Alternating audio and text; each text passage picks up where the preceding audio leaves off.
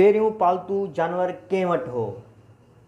सेलिया हैंडन, लेखक ऐं पालतू जानवर बाबति ॼाण ॾींदड़।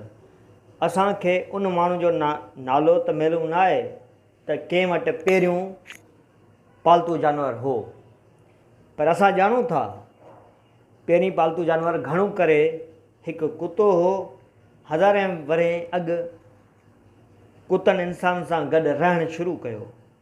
कुझु माण्हू सम्झनि था अटकल 40,000 साल अॻु उहे कुता रोलू कुतनि वांगुरु रहिया हूंदा, चौधारी फिरंदा रहंदा हूंदा।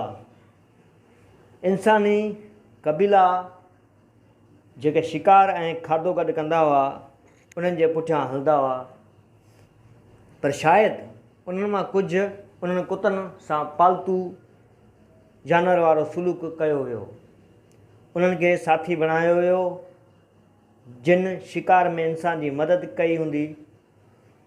पहिरीं पालतू कुतनि मां हिकु जंहिंजे बारे में असीं ॼाणूं था उहो गुलर हो, जंहिंखे अटकल 10 खां 12,000 साल अॻु इंसानी क़बर में पूरियो वियो हो।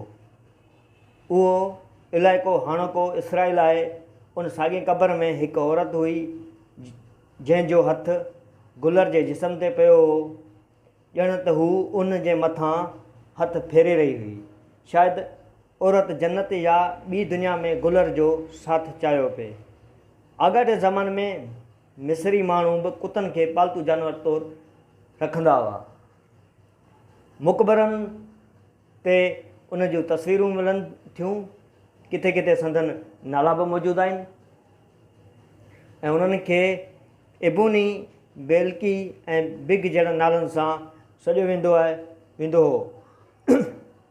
रोमन वटि बि कुता हूंदा हुआ ऐं उहे नंढनि कुतनि ते परल, डोली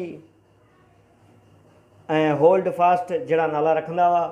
घणो करे न्यूलिथिक दौर जॾहिं इंसान पोख करणु शुरू कई, ॿिलनि इंसान जे भरिसां रहणु शुरू कयो। पहिरीं ॿिली जेका शायदि पालतू रही हूंदी, उनखे अटकल 9,000 वरे अॻु संदसि ई नंढी क़बर में दफ़नायो वियो।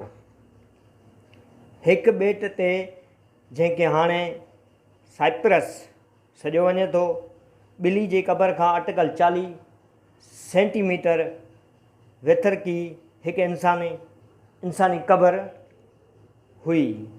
तंहिं करे चई सघिजे थो त उन ॿिली जो तलक उन माण्हू सां रहियो हूंदो।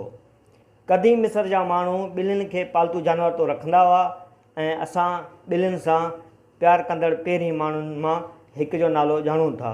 इहो बेकेट 3 हो ऐं हीअ अटकल 40,000 वरे अॻु जो माण्हू हो। हिन जे क़बर ते हिकु ॿिली जी चित्रकारी थियल हुई जेका हिकु कुए ॾांहुं मुंहुं कयो वेठी आहे। इहा नंढड़ी ॿिली हुई या वॾी ख़बर न आहे, छाकाणि त उन्हनि जे साइज़ साॻिए नस्ल में अचे थी। क़दीम यूनान ऐं रोम जा माण्हू ॿिलियुनि जूं तस्वीरूं, चित्रकारी ऐं संग तराशी कंदा हुआ। अफ़सोस उहे मथनि नाला न रखंदा हुआ ऐं न ई वरी क़दीम मिस्र जा माण्हू, छो जो तस्वीरुनि में उन्हनि जा नाला मौजूदु न आहिनि, तंहिं करे असांखे ख़बर न आहे त संदसि नाला कहिड़ा हुआ।